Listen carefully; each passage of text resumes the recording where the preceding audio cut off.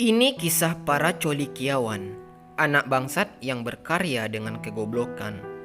Segala perkara dapat dituntaskan, sabun pun jadi alat meraih kepuasan. Derasnya suara kran tak mampu mengusik, menundukkan kepala jadi alibi saat ada yang mengintip. Mereka sukanya cewek yang cantik, tapi nggak sadar kalau dirinya sendiri burik. Dan bukan untuk dimiliki, namun ranah lebih untuk memperkaya imajinasi.